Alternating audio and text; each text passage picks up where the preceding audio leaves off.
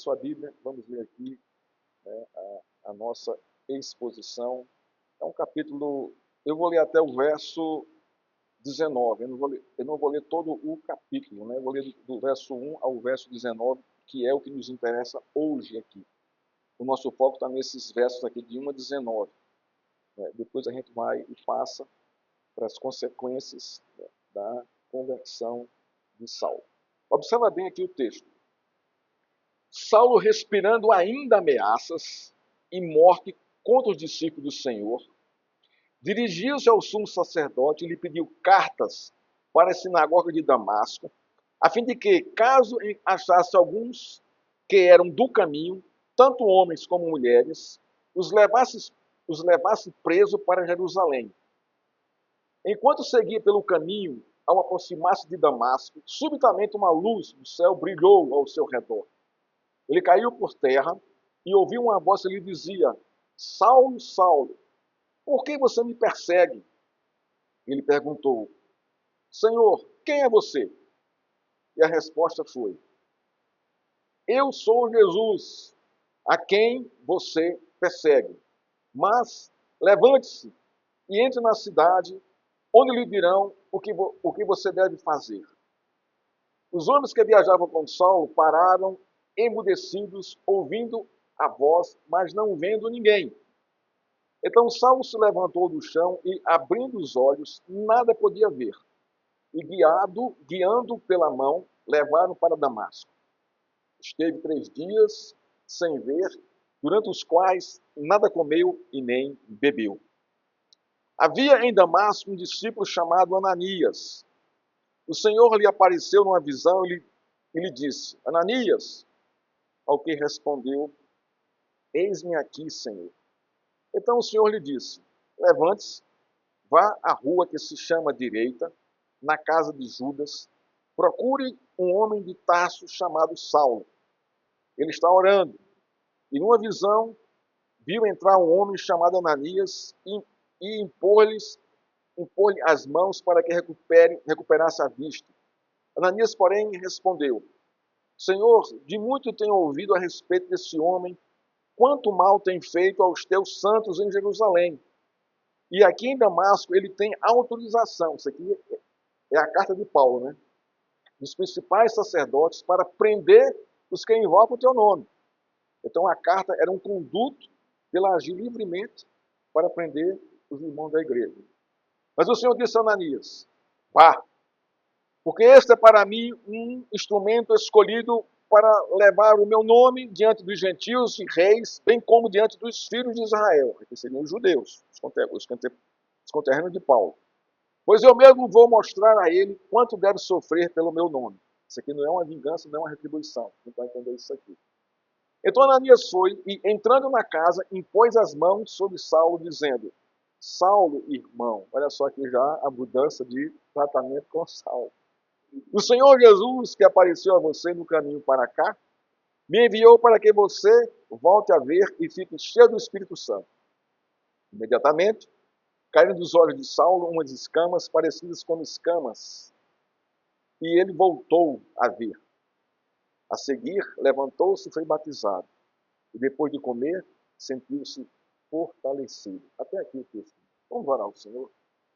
Ó Deus, é a tua palavra, não é a minha, e nós carecemos que o Senhor nos ajude a entender e aplicá-la ao nosso coração. E acha aí daqui, Senhor, lições, e Senhor, que confortem, que confrontem a nossa vida, Senhor, para vivermos um cristianismo mais autêntico.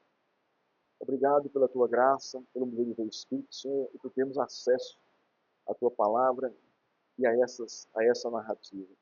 Assim que oramos, em nome de Jesus. Amém. Irmãos, eu vou fazer aqui uma breve introdução. Se bem que não é tão breve, não. É uma introdução um pouco longa, mas que vai trazer mais subsídio para a gente entender o que está acontecendo aqui, nesse verso aqui. Eu não pretendo sair desse contexto aqui, do verso 1 ao verso 19. Eu vou me deter aqui nessa perícope aqui. Vamos à nossa introdução. O meu tema é a conversão de Saulo. Atos 9, de 1 a 19, Lucas narra a conversão de Saulo. No contexto dos capítulos anteriores, vimos como a ação do Espírito Santo sobre os discípulos de Jesus confrontou o cenário religioso de Jerusalém. Vamos ver de que modo. Primeiro vimos a pregação de Pedro, em duas pregações, onde milhares de judeus se converteram à fé, inclusive um grande número de sacerdotes. Já é um impacto aí. Ora, se a pregação de Pedro chegou aos sacerdotes, chegou também ao ouvido de Paulo, que pertencia ao Sinédrio. A lógica aqui é essa. Depois vimos o testemunho de Estevão e sua pregação no Sinédrio, e Paulo estava presente, e o efeito que ela teve na vida dos fariseus lá, dos sacerdotes e também de Paulo. Depois vimos Filipe pregando em Samaria para um etíope que vai ser no norte da África. O evangelho está chegando lá através desse homem, em Azoto, chegando a Cesareia. Por que Filipe foi disperso? Pela perseguição de Paulo. E a gente viu no sermão passado como Deus usou Paulo para tirar a igreja de Jerusalém e espalhar pelo mundo. Lucas, em sua narrativa, traz vários resumos sobre o avanço do evangelho no livro de Atos. Vejamos alguns. Primeiro, em Atos 2, 42, 47, o resumo é: o Senhor acrescentava dia a dia os que iam sendo salvos. E aqui a ação da igreja crescendo. O outro resumo, Atos 4, 31. Todos ficaram cheios do Espírito Santo e com ousadia anunciavam a palavra de Deus. Isso ainda é tudo em Jerusalém. Terceiro resumo que Lucas traz sobre o avanço da igreja. Atos 5,14. E aumentava sempre mais o número de crentes no Senhor. Uma multidão de homens e mulheres. Tudo isso pela pregação do Evangelho. Atos 6,7. A palavra de Deus crescia em Jerusalém. O número dos discípulos aumentava. Também um grande número de sacerdotes obedecia à fé. E Atos 8,4. Enquanto isso, os que foram dispersos iam por toda parte pregando a palavra de Deus. Então a gente vem aqui já a partir do capítulo 8, a perseguição e a dispersão, e nessa dispersão o avanço do Evangelho, pela boca dos servos e dos discípulos de Jesus Cristo. Então a perseguição no contexto aqui não parou o crescimento da igreja. A igreja continuou crescendo e o povo continuou testemunhando, pregando a respeito de Jesus Cristo. Em Atos 9, Lucas segue narrando o avanço da igreja no poder do Espírito Santo, apesar do aumento e da intensidade da perseguição. Saulo respirando ainda ameaças e morte contra os discípulos do Senhor. Então ainda havia isso, essa intensidade. No capítulo 9, Saulo era um fariseu que promovia perseguição, medo, pavor e morte à igreja do Senhor. A partir da morte de Estevão, seu conterrâneo, judeu de fala grega, a intensidade da perseguição aumenta mais. Lucas não faz um intervalo em sua narrativa para dar prioridade à conversão de Saulo. Isso não acontece aqui. O que aconteceu com Saulo está dentro da grande narrativa de Atos. A ação do Espírito Santo promovendo a expansão da igreja pelo mundo através da vida dos servos do Senhor. Quem alcançou o coração de Saulo? Foi a pregação de Estevão. Irmãos, conversão e evangelho. Não tem como. A palavra tem que ser pregada, tem que ser testemunhada. Porque ela que penetra e transforma, muda, impacta a vida dos homens. Saulo é mais um fariseu religioso, zeloso da lei e obstinado a perseguir os judeus que creem no Messias revelado na lei de Moisés e pelos profetas, como pregou Estevão no Sinédrio, mostrando isso. Lucas não dá ênfase à conversão de Saulo, mas ao poder de Jesus, que representa a sua igreja, lançando-o no chão, sem qualquer reação para por si só levantar-se do baque. Isso aqui é interessante, né? Saulo só se levantou, irmãos, quando Cristo disse, levante-se. Até ali ele estava prostrado no chão. Outro ponto que devemos entender nesse contexto aqui com relação a Saulo é o seguinte: A mudança do nome Saulo para Paulo não tem nada a ver com a sua conversão, como muita gente pensa. Não tem nada a ver uma coisa com a outra. Nada a ver. Vamos entender. Saulo é o seu nome judaico. Ele era judeu. Paulo é o seu nome latino, provavelmente adquirido com a sua cidadania romana que ele comprou. Então nós temos aqui, né, os dois nomes. O nome usado para os judeus e o nome usado para os gentios. Como é que Saulo se expressa em suas cartas para as igrejas que ele fundava, que era de maioria gentílica? Como Paulo. Nome latino, nome gentio. Como é que Jesus tratou Paulo aqui? Como o quê? Como Saulo em língua hebraica. Essa é a questão aqui. Então, o nome de Paulo não muda por causa da sua conversão. Não tem nada a ver isso. Ele usava esses dois nomes conforme a situação de cada contexto cultural. Portanto, para o mundo gentil, o nome é Paulo. Ele é melhor identificado assim. E para o mundo judeu, para o mundo judaico, Saulo. Ele é melhor identificado assim. Nas suas cartas, ele se identifica como Paulo, pois a grande maioria das igrejas era composta por gentios. Mas os judeus o perseguiram durante toda a sua vida. Né? A pergunta que devemos fazer quando lemos Atos 9 é: qual o propósito de Jesus em converter Saulo? Tem que haver um propósito, irmão. Isso não é capricho de Deus fazer isso. Não, tem um propósito. Então, é interessante a gente perceber isso aqui, por quê? Porque esse propósito de Deus para Saulo, na sua conversão, tem a ver com a aplicação do mesmo propósito para mim e para a sua vida. É a primeira lição que o texto nos traz aqui. Deus não nos converte por converter. Ele tem um propósito na nossa conversão. Porque a conversão é dele. A transformação é dele, mas há um propósito aí. E vamos lá. Então, nós temos aqui dois propósitos do chamado e da vocação de Paulo. Isso está lá em Atos 15, 16. O primeiro propósito de Deus ao converter Saulo é levar o evangelho de Cristo aos gentios e judeus. Ele vai cumprir isso literalmente. Em todo o livro de Atos a gente vai ver Paulo fazendo isso o tempo todo, nas suas viagens e tudo mais. E o segundo propósito, Cristo vai ensinar a ele o custo de pregar e de testemunhar o seu nome. Isso é o custo da vocação e do chamado. Então, há um propósito, que é pregar, testemunhar o evangelho, e há um custo em fazer isso. Vamos lá. Então, o foco da conversão de Saulo não está no evento sobrenatural, mas em seu chamado e vocação revelado nos versos 15 e 16 do texto, que diz assim, verso 15. Mas o Senhor disse para Ananias: vá, porque este para mim é um instrumento escolhido. Olha só. Ele é um instrumento. Então, há uma orquestra.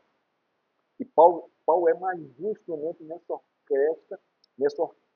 orquestra do plano, do projeto redentivo de Deus, assim como eu e como você. Nós somos instrumentos na mão de Deus para, né, o testemunho da redenção de Cristo. Para levar o meu nome diante dos gentios e reis, bem como diante dos filhos de Israel. Então aqui está o propósito. E agora aqui vem um custo do propósito, verso 16. Pois eu mesmo vou mostrar a ele quanto deve sofrer pelo meu nome. Ou aqui é ensinar. O verbo mostrar aqui no grego aqui tem vários significados, e um dele é ensinar. Eu vou ensinar a ele o que é, como sofrer pelo meu nome. Então a questão é essa aqui. Hoje, no contexto das igrejas evangélicas, perguntamos, aqui para mim e para você hoje, quem está disposto a sofrer os custos de pregar fielmente o nome de Jesus sem qualquer recompensa financeira? Quem está disposto a isso, irmão? Qual a igreja que prega isso, não é? Fielmente a palavra de Deus, sem tocar no apelo, né, do dinheiro, do lucro, da prosperidade. O foco hoje central das pregações hoje, irmãos, por aí, é justamente esse. Pare de sofrer, venha ser rico, venha ser próspero. Isso não é evangelho, irmão. Porque há um custo que Deus colocou isso para mim e para você, em nosso chamado e nossa vocação. Mas esse custo, não é sustentado por Ele, nós caminhamos com Ele. Então o foco é esse. Quem está disposto a ir aos países, povos, nações que nunca ouviram sobre Jesus Cristo e sofrer o custo desse desafio sem temer a própria vida? Irmão, está aqui nosso chamado, nossa vocação. A gente para sair para evangelizar aqui é uma dificuldade. Ninguém quer ir. Ninguém quer sair com um bolso cheio de folheto e abordando as pessoas, e pegando folheto e falando do amor de Cristo para elas. Você não vai dizer Jesus me ama, porque isso não é evangelização. Isso aí é um desvio do caminho, é um desvio do evangelho. Porque Deus não ama. Deus está irado contra eles, por causa do pecado dele. A mensagem não é Deus te ama. A mensagem não é essa. A mensagem é você precisa de salvação, você é pecador. Essa é a mensagem correta. Mas quem está disposto a isso? A levar o evangelho de Deus aqui no nosso bairro? Sair com um folheto no bolso e bater de casa em casa, abordar alguém na rua. É uma dificuldade muito grande. Muito grande isso aqui. E não deveria ser, irmão. Ao olharmos para o chamado e a vocação de Saulo, feita por Jesus no caminho de Damasco, deveríamos olhar para o nosso chamado e a nossa vocação e perguntar ao Senhor: há alguma diferença do meu chamado e da minha vocação? Senhor, ele vai dizer: não, é a mesma. Não tem diferença. O que vai mudar aqui é o contexto histórico. E o propósito local lá daquele contexto para Paulo, mas para mim e para você aqui é a mesma coisa. Existem 3 narrativas sobre a conversão de Paulo no livro de Atos. A primeira no capítulo 9, a segunda no capítulo 22 e a terceira no capítulo 26. Por 3 vezes, Lucas vai narrar, não é, essa conversão de Paulo. 3 vezes. E vai aumentando a intensidade cada vez mais de cada um. Mas nós vamos hoje nos deter apenas no capítulo 9. Porém, precisamos entender que quando Jesus chamou e vocacionou Saulo, revelando o seu campo ministerial e o custo da missão, sofrer por pregar o evangelho do Cristo, não estava brincando e nem retribuindo a Saulo o que ele havia feito com Estevão e com a igreja, ou pregando uma peça para Saulo, ou iludindo Saulo. Jesus estava revelando de modo claro o custo do chamado e da vocação de ser um cristão fiel. Esse aqui é o ponto. Cristo não estava brincando, irmão. Nem com Saulo, nem conosco. Nem com a sua igreja. O chamado e a vocação aqui é a mesma coisa.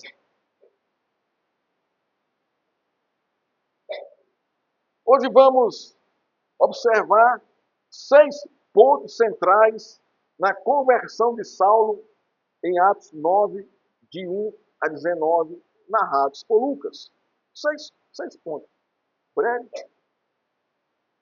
e resumido. Primeiro está no verso 3, que diz assim: enquanto seguia o caminho, ao aproximar-se de Damasco, subitamente uma luz do céu brilhou ao seu redor. Então aqui, presta atenção aqui, nesse primeiro ponto aqui. É Jesus quem cruza o caminho de Saulo. É ele que cruza o caminho de Saulo. O texto diz: enquanto seguia pelo caminho, ao aproximar de Damasco, subitamente uma luz do céu brilhou ao seu redor. Não foi Saulo que cruzou o caminho de Jesus, mas foi Jesus quem se dirigiu a ele. Saulo saiu com a carta do Sinédrio para prender, lançar na prisão os judeus que eram do caminho. Esse era o objetivo dele. Vamos entender aqui o que significa a expressão do caminho no verso 2. pode significar o caminho da salvação, pode significar o caminho dos ensinamentos de Jesus, ou o caminho do verdadeiro modo de vida em Cristo. Então, a expressão do caminho pode significar tudo isso. Está tudo correto aqui. Seja qual for a aplicação do significado, o fato é, assim eram chamados os discípulos de Jesus antes de serem chamados cristãos, pequenos cristos. Mas qual é o foco aqui? É que é Deus, é Jesus que cruzou o caminho de Paulo e mudou completamente a direção do que ele ia fazer, ou do seu caminho proposto a princípio ali com a carta na mão do Sinédrio. Irmão, não foi você que cruzou o caminho de Jesus. Não foi você que resolveu entrar numa igreja e dizer, agora eu vou lá ouvir a palavra de Deus. Não foi isso que aconteceu com a sua vida, irmão, nem com a minha. Foi graça e misericórdia. A minha pergunta é, qual os valores que Paulo tinha para Deus olhar para ele e dizer, nossa, eu vou lá salvar Paulo. Paulo era um pecador, irmão. Homem ruim, com sangue nas mãos. Como ele fala, obstinado, mal, maldoso, perverso. Como fala em alguns de seus casos. Não foi Deus que cruzou o caminho dele, que escolheu. Foi Deus que cruzou o meu e o seu caminho. E nos escolheu, nos tirou desse mundo de trevas, de pecado, de condenação eterna. E trouxe para a sua luz. Com um propósito. Um só propósito. Testemunhar o seu nome. Chamado e vocação. Esse é o primeiro ponto aqui, para ficar claro aqui no contexto aqui. Cristo aqui é o centro. Não Saulo. Mas é Cristo é o centro de todo o capítulo 9, de toda a Bíblia, toda a Escritura. Segundo, versículo 4. É Jesus quem chama Saulo para o diálogo. Olha o capítulo 4, o verso 4. Ele caiu por terra e ouviu uma voz que lhe dizia: é Jesus quem chama Saulo para o diálogo. O que nos impacta nessa cena é a conversa de Jesus com Saulo. Não podemos nos deter na queda de Saulo, como se isso fosse o principal fato. O centro da conversão de Saulo é Cristo. Ele cruzou o caminho de Saulo e conversou e chamou Saulo para o diálogo. A centralidade da conversão de Saulo está nesse fato. Ele ouviu uma voz que lhe dizia. Jesus conversou com Saulo. Não foi Saulo que conversou com Jesus, a princípio. E chamou pelo nome. Não foi fulano de tal. Não foi fariseu. Não foi perseguidor, não. Ele usou o nome de Saulo. Falou em hebraico com ele. Falou em hebraico. Não falou em latim. Paulo sabia hebraico, latim, grego, sabia um monte de coisa. Mas falou na língua original dele. Porque isso tem um foco central aí. Quando Cristo se revela, eu sou Jesus, ali está a potência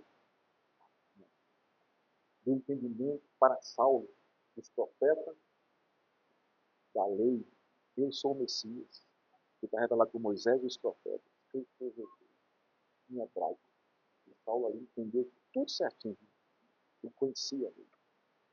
O fato do brilho da luz do céu ser mais forte que a luz do sol não significa nada.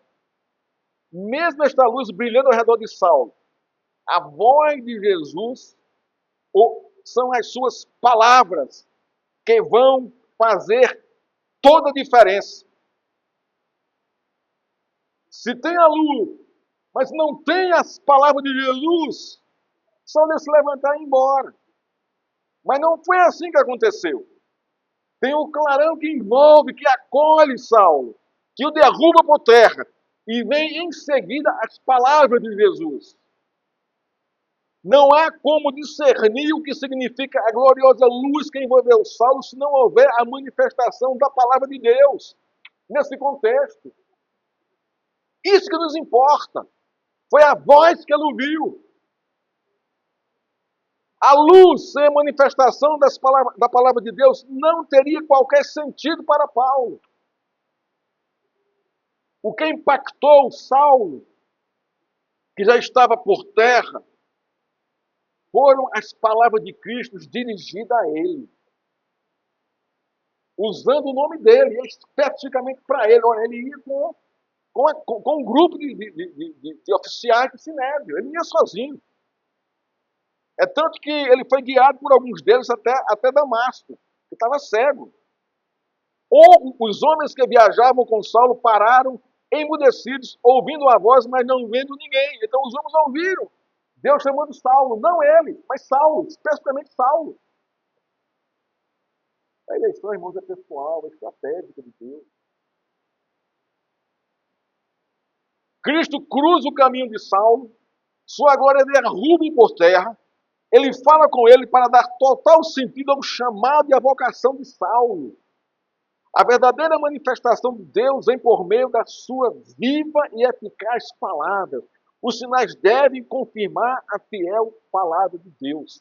Não o inverso, como muita gente pensa. Os sinais confirmam a palavra de Deus. É assim que acontece, irmão. Hebreus 4:12. Olha que coisa tremenda esse texto aqui. Ninguém sabe quem é o autor de Hebreus. Alguns dizem que é Paulo, outros dizem que é Apolo, e alguns dizem que é um autor desconhecido. Mas o fato é que não se tem conhecimento da autoria da palavra de Deus. Mas olha o que é que a palavra de Deus fala em Hebreus 4:12. Diz assim, observe isso aqui e aplica a situação de Paulo, quando viu a voz de Cristo.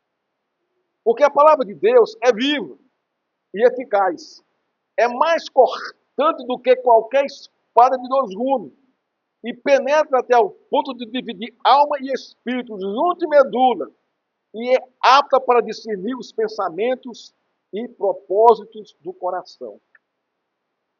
O que aconteceu com Paulo, irmãos? Quando ele ouviu a voz de Cristo. A aplicação de Hebreus 4:12, a palavra entrou, dividiu, penetrou, dividiu Paulo completamente por dentro.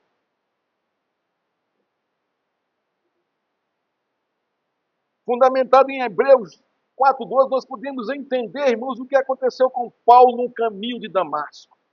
Jesus falou com ele, sua palavra penetrou a vida de Paulo de tal maneira que fatiou o coração dele, trazendo a consciência quem ele era e quem era Jesus. Jesus expõe para Paulo o seu pecado, revelando seus pensamentos, seus propósitos quanto ao extermínio dos servos do Senhor e da sua igreja. Paulo estava em profundas trevas e precisava ser impactado pela palavra de Cristo para dissipar do seu coração as profundas trevas. Saulo, Saulo, por que me persegue? Olha que paulada. Olha que coisa assim impactante, irmãos. Tremendo isso aqui, irmão. Quarto ponto aqui. 4 propósitos. É Jesus quem fala com Saulo. Ele, além de cruzar o caminho de Saulo, além de aparecer para ele, né, ele fala com Saulo. Saulo, Saulo, por que você me persegue? Ele chama Saulo pelo seu nome pessoal em hebraico. O que Jesus quis dizer a Paulo com essa pergunta afirmativa? Por Saulo, Saulo, por que você me persegue? Jesus revela sua identidade com os seus discípulos, isto é, perseguir os servos do Senhor é perseguir o próprio Jesus. É isso que essa afirmação de Jesus está dizendo para Saulo. A identidade de Jesus com seus discípulos é uma realidade que não damos atenção. Ou não cremos, muitas vezes como igreja, como nós aqui hoje. Basta alguém tocar no brilho do orgulho de um crente, que ele se levanta com o dedo em risco, exigindo seus direitos e, por vezes, indenizações. Quando isso é por causa do testemunho fiel dele. Fiel dele.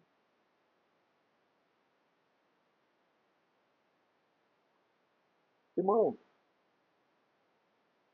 Jesus aqui acusa o pecado de Paulo. Saulo, por que você me persegue? Além de se identificar com a igreja, olha, eu e a igreja somos uma coisa só. E fazendo o que para mim? Irmão, nós, como igreja aqui, em Cristo, somos uma coisa só. Se o seu testemunho é fiel, é gracioso, e alguém lhe persegue, lhe machuca, está machucando a Cristo, irmão. Não é você. Mas a gente não tem essa ideia muitas vezes. A gente se levanta com muita força contra esses que às vezes nos humilham sem motivo algum. Não deveria ser assim. A gente não deveria se levantar contra com muita fúria, com muito poder para exigir indenização e reparo desses deuses morais, muitas vezes contra nós. Esteve levado para o matadouro, Atos capítulo 7. E não vimos, hora nenhuma, eles exigindo seus direitos legais no Sinédrio por ser judeu. Ele era um judeu. Nem com o dedo em visto para o sumo sacerdote, exigindo sua soltura e uma gorra de indenização. Você não vê isso. Ele está ali como servo do Senhor e foi apedrejado até a morte. E Paulo consentiu na sua morte. Paulo estava com as mãos ali sujas de sangue. Se Estevão não basta para a gente, irmão, para entender essa submissão e essa identificação de Cristo conosco quando nós somos perseguidos, porque o nosso testemunho é fiel, não é porque você pisou na bola, mas é porque quando o seu testemunho é fiel. Se Estevão não basta para a gente, para entender essa identidade de Cristo com Deus, vamos ver aqui o exemplo de Jesus. O texto lá de Isaías 53, 7 diz assim: Ele foi oprimido e humilhado, mas não abriu a boca. Como cordeiro foi levado ao matador e como ovelha muda diante de seus tosqueadores, ele não abriu a boca.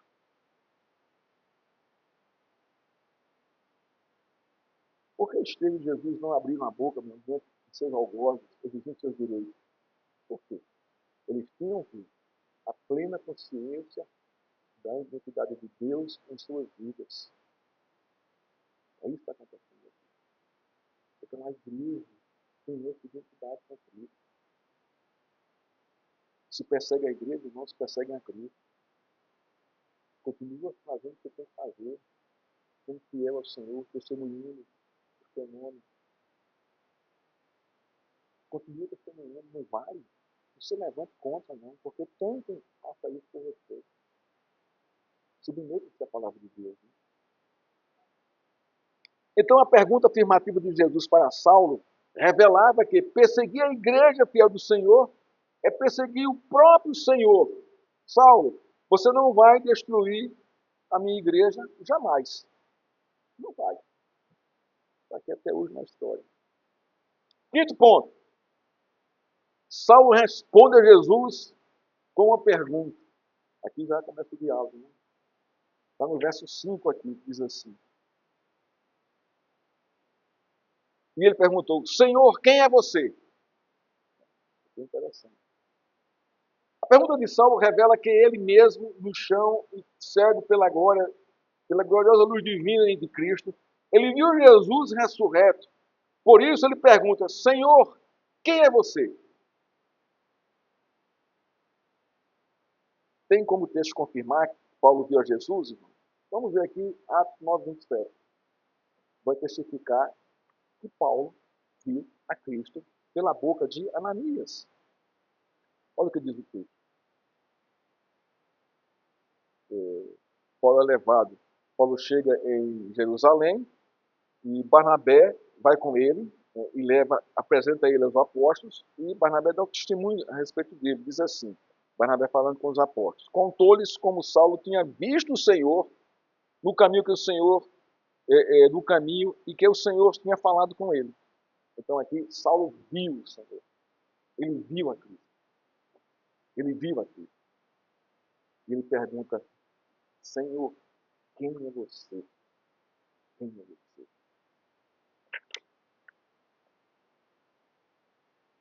Por isso Paulo pergunta: Senhor, quem é você? Saulo se dirige a Cristo usando a expressão Senhor. É interessante, porque no português não vai trazer a ênfase dessa palavra aqui. Mas no grego, irmãos, a coisa é gloriosa. Senhor aqui, no grego, é Kyrios. Você não usa como... Eu vou tratar aqui com alguém aqui da igreja, o Senhor fulano de tal quer tomar um cafezinho. Não é esse Senhor que está aqui em jogo, aqui, no contexto aqui. O Senhor que está em contexto aqui significa um título dado a Deus e ao Messias, ou um título de honra e respeito usado pelos servos para com seus senhores. Dá para entender já aqui porque Paulo disse Senhor. Não disse só quem é você. Então Paulo já se dirigiu a Jesus, irmãos, com honra, com respeito, né? Se colocando como servo, dizendo: o Senhor é o meu Senhor. Saulo sabia que algo natural ou sobrenatural invadiu sua vida com tamanho impacto e poder, e que só isso poderia vir de alguém grandioso, santo e soberano. Saulo pergunta: quem é você? Em outras palavras, o que o Senhor fez comigo? Fui lançado por terra, estou cego, ouvi uma voz me chamando e me acusando de persegui-lo. Quem é o Senhor? Eu me submeto. Quem é o Senhor? Então Saulo estava ali, se dirigindo ao Senhor com respeito, se colocando como servo. E aí vem o quinto ponto da conversão de Paulo. Jesus se revela a Paulo verbalmente. Ele viu, agora ele vai ouvir o testemunho de Cristo, quem ele é. Ele coloca assim: eu sou Jesus a quem você persegue. Agora, olha que coisa linda aqui. Eu sou Jesus. Essa expressão, eu sou aqui. Quando Jesus afirma para Paulo: eu sou Jesus, Jesus se identifica como sendo toda a Escritura, a lei e os profetas. Jesus fala em hebraico com Saulo.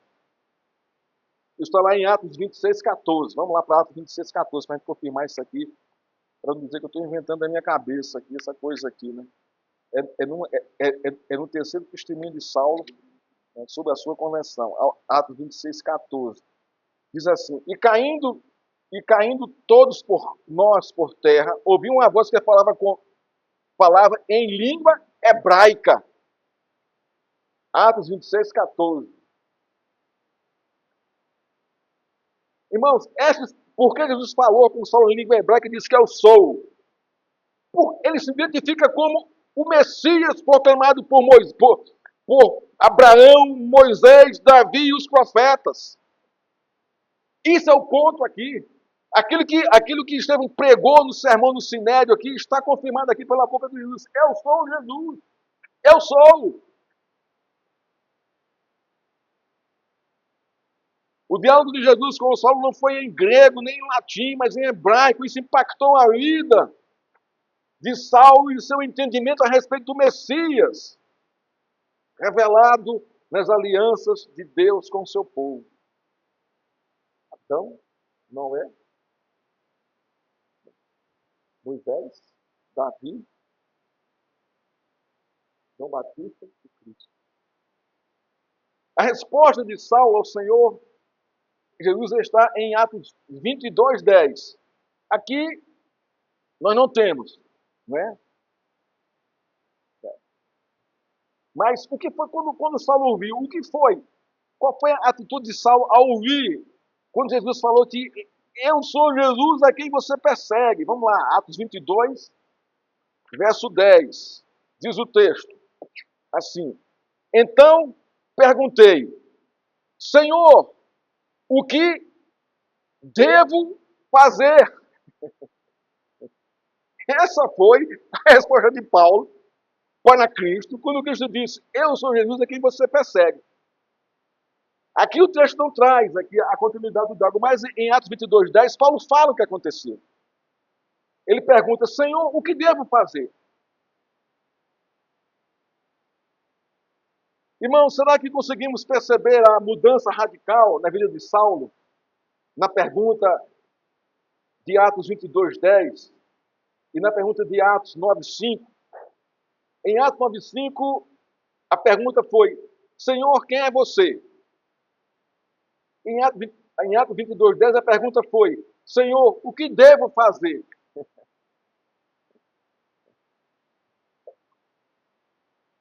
Sabe, irmãos, eu acho que essa deveria ser a nossa pergunta para o Senhor. O Senhor, o que eu devo fazer? Porque nós já sabemos que o Senhor o Senhor já se revelou para mim como Jesus Cristo, meu Salvador, meu Senhor. E agora vem a minha pergunta, o que devo fazer? Então, você está vendo Paulo aqui completamente, irmão, submisso, quebrado, um novo homem. Ele rasgou, ele esqueceu a carta que ele trouxe do Sinédrio, esqueceu todo aquele conjunto teológico que governava a vida de Saulo, foi rompido, foi quebrado. Ele agora submissa ao Senhor, faz, Senhor, o que devo fazer? Deus vai dizer o que, ele vai fazer. Ok? Tem proposta. Em Atos 22, 10, há uma total submissão consciente ao senhorio de Jesus. Saulo está totalmente e plenamente entregue a Cristo para servi-lo como seu Senhor. Pô, irmão, que coisa linda isso aqui. Nossa, isso aqui, sabe, eu estudava esse texto e fazia essa relação com a minha vida. E, nossa, Senhor, eu preciso ser quebrado de novo. Eu dizer, Senhor, o que eu devo fazer? E estar submisso conscientemente ao senhorio de Jesus e totalmente e plenamente entregue a Ele para servir. E como eu luto contra isso, irmão? Isso é uma tristeza para mim. Não deveria ser assim, irmão. Não deveria ser assim. A conversão de Paulo, para mim e para você aqui, nos impacta profundamente. A maneira que Cristo vem para Saulo, trata Saulo, muda a sua natureza, levando agora a perguntar o que eu devo fazer, Senhor? Ou Senhor, o que eu devo fazer? Não foi assim com você, não? Foi assim comigo. Cristo cruzou meu caminho, conversou comigo, me chamou pelo nome, acusou, mostrou meu pecado, me perdoou do pecado e me disse o que era que eu tinha que fazer. E me fez entender conscientemente que ele é meu Senhor. Eu não sou mais Senhor da minha vida, Ele é Senhor da minha vida. Cristianismo, irmão. Cristianismo puro e simples. Por fim, os versos 15 e 16, a vocação de Saulo. Vá, porque esse para mim um instrumento escolhido para levar o meu nome diante de gentios e reis, bem como diante dos filhos de Israel. Isso aqui é o propósito. E aqui vem o custo do propósito, no verso 16. Pois eu mesmo, pessoalmente, eu mesmo, Jesus, vou mostrar a ele quanto deve sofrer pelo meu nome. Irmão, não tem como você sofrer pelo nome de Cristo se você não o ama. Não tem. E você só o ama porque ele lhe amou primeiro. quando você acha que Deus não amou Paulo aqui? Onde é que está aqui, irmãos, a conversão de Paulo aqui, no texto aqui? Olha o finalzinho do verso 5 aqui. Verso 6, por exemplo. Verso 6, então. Mas, levante-se e entre na cidade, onde lhe dirão o que deve fazer. Você me percebe. Mas, aí vem mais aqui de Cristo. A coisa mudou. Levante-se e entre na cidade. Quem foi que levantou o Saulo do chão, irmão? A graça de Cristo. Quando o Saulo se levantou ali, irmão, já estava salvo, convertido, eleito por Deus. Graça e misericórdia. Deus não deixou ele prostrado no chão. Deus o prostrou. Mas ele levantou. Vem. Eu vou dizer o que você vai fazer aqui. Não é o que não é demais. Não é religião mais que vai governar a sua vida. Nem o que você pensa, teologicamente, nem o que você acha. Agora, eu vou governar a sua vida. Eu vou dizer o que você vai fazer. Não tem tudo a ver com a sua vida, né? Quando você abre a escritura, lê a palavra, estuda a palavra e ora ao Senhor. Deus não está te mostrando o que você tem que fazer, não. Tem, claro. Claro que tem. Ao ler Atos 9, de 1 a 19, a maioria dos crentes foca na parte da divina conversão de Saulo. Como Jesus apareceu a ele numa luz divina. Ele caiu por terra, ouviu a sua voz. Alguns creem que ele até caiu do cavalo. Apesar do texto não dizer isso, ora nenhuma. Eles iam a pé, viajavam a pé, não era a cavalo. O cavalo era por os exércitos, né? A manutenção do cavalo era muito alta ali, só quem podia manter os cavalos era o Império Romano, no caso ali. As tropas, né? A cavalaria romana. Burrinho, jumentinho, tudo bem, mas cavalo, só não viajava nesse contexto aqui a cavalo. O texto não fala sobre isso. Ele caminhava. Alguns crentes até desejam passar pela mesma experiência de Saulo, ser envolvido pela luz divina e ouvir a voz de Jesus falando com ele. Contudo, quando olhamos para os versos 15 e 16 de Atos 9, pouquíssimos crentes desejam o mesmo chamado e a mesma vocação, principalmente o que está no verso 16. O verso 15 diz: Jesus fala da sua soberana eleição e do propósito da vocação de Saulo. É um instrumento escolhido meu. Então, eu escolhi ele. É um instrumento meu. Ele faz parte da minha orquestra. Como nós aqui fazemos parte da orquestra de Deus. Segundo, ele vai levar o evangelho aos gentios e judeus. Aqui está ótimo. Porém, o verso 16 é impactante. Este verso fala do curso do chamado da vocação de Saulo e de qualquer crente. Ele vai ser ensinado a sofrer pelo nome de Jesus. Isto é, ser um crente fiel e pregar fielmente a palavra de Deus vai promover sofrimento no meio dos gentios e dos judeus. Então a gente vai ver já a partir do capítulo 10 de Atos a perseguição dos judeus contra Paulo. E não só os judeus, também dos gentios. Deus cumpre a sua palavra aqui. Irmãos, isso não é só de Paulo, não. A igreja é perseguida. Por que ela é perseguida? Porque ela prega fielmente a escritura. Irmãos, não ache que a igreja é coitadinha, porque a gente tem uma ideia errada da igreja perseguida. Não é assim, para você ficar com pena da igrejinha perseguida. Não é essa. A visão não é essa.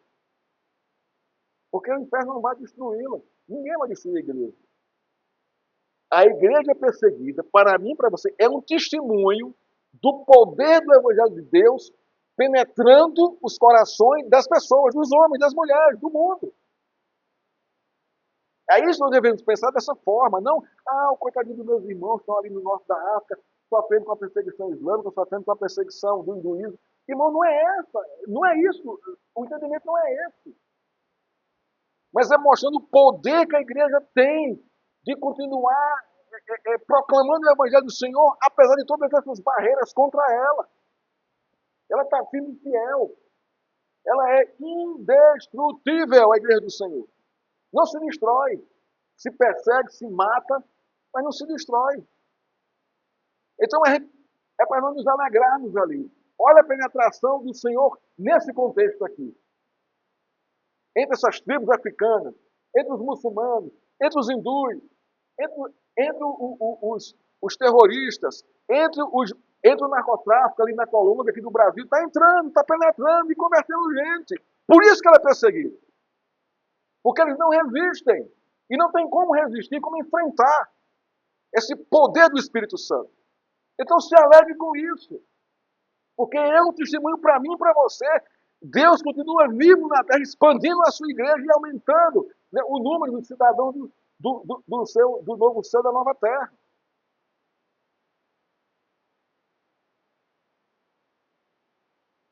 Essa parte do texto, irmão, pouquíssimos crentes que são chamados e vocacionados por Cristo se habilitam a experimentar e a vivenciar. Não deveria ser assim, já que se comprometeram com suas vidas com o Senhor, com o serviço de Cristo. Oxalá, irmãos, o Senhor nos avive e queime o nosso coração para servir com paixão a partir de onde estamos, sem medo de perseguição, sem medo de ser agredido, sem medo de ser discriminado. E não vá como coitadinho, não, irmãos. Seja atento, seja firme. Você também não vai com orgulho e prepotência, não. Não é isso que eu estou falando, não. Mas vou pregar o evangelho, seja firme, né? Sabe? Com educação, com bons costumes, mas seja firme. Seja firme. Não se fica coitadinho quando você é escrachado e agredido moralmente, né? Não. Isso não podia nos atingir. É para dizer, Senhor, tem misericórdia dele. Ele não está por causa de mim. Ele não conhece o que eu conheço. Se conhecesse, não faria isso. É essa a nossa postura.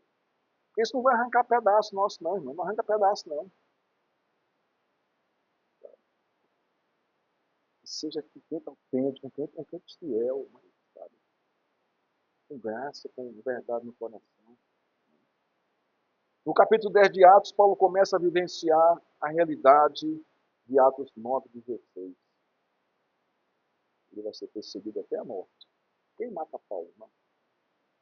Quem mata Paulo? Paulo é sacrificado como? Pelo Império Romano. Não é isso? Sob acusação de quê?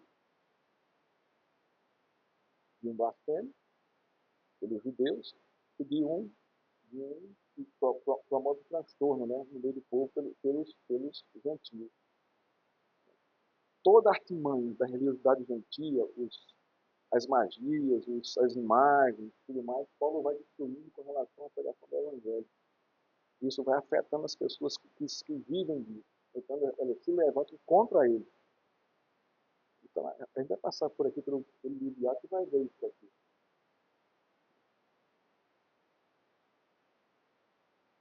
Jesus, irmão, nos evangelhos, já havia dito a seus discípulos o custo de segui-lo e de servi-lo.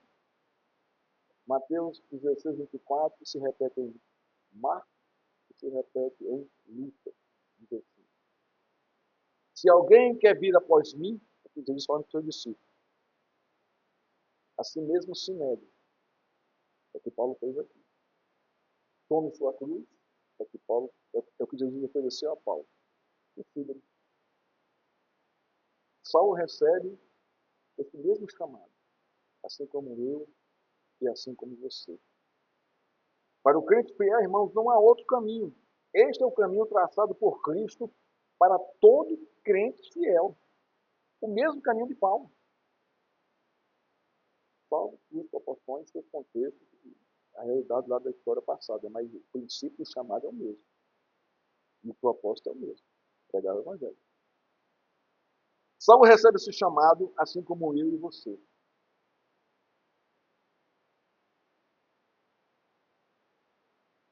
Somos chamados, irmãos, e vocacionados para servir. A minha pergunta é, ele tem chamado a mim e a você para servir. Estamos segundo esse chamado, submissos à sua vontade. Que Deus de nos abençoe, que Deus nos fortaleça. Eu não quero aqui, irmãos, apontar o dedo para ninguém, eu também estou apontando para mim.